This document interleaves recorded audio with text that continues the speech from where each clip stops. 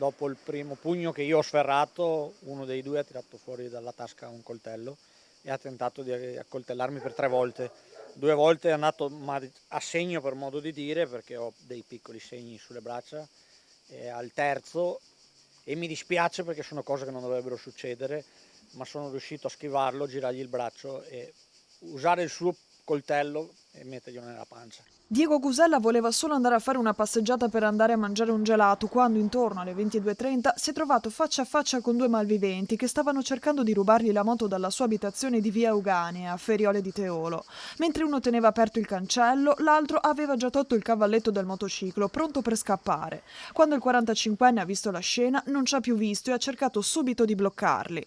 Il suo passato da pugile professionista per 7 anni l'ha aiutato nel difendersi nella violenta aggressione. Io ho cominciato lo scontro perché volevo difendere la mia proprietà, perché credo che sia giusto difendere la propria proprietà, e non ci ho pensato 2 volte, subito a aggredirli. Quando ho visto che io avevo la meglio tra i due, ho tentato di andare alla porta per aprire il mio cane.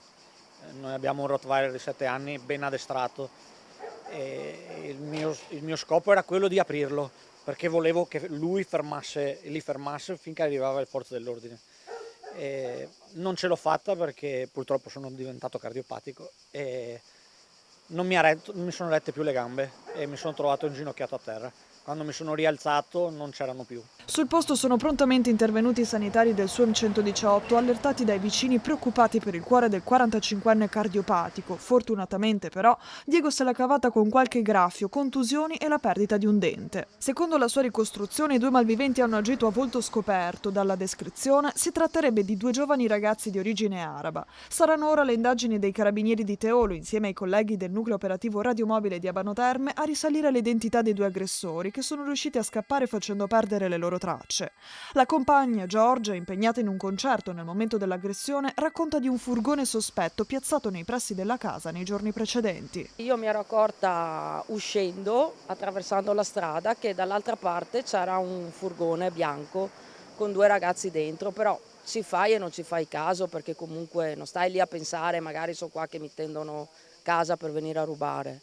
Dopo io appunto sono andata via perché dovevo andare via e dopo ho scoperto il tutto a fatti già fatti. Un episodio che non la fa più vivere tranquilla. Adesso rimane la paura. È molta, parecchia, perché comunque a me capita delle volte di stare a casa da sola e cioè, cosa fai? Vai fuori in giardino con l'ansia di trovarti qualcuno qua. Io non ho paura, ho paura per la mia famiglia, non per me.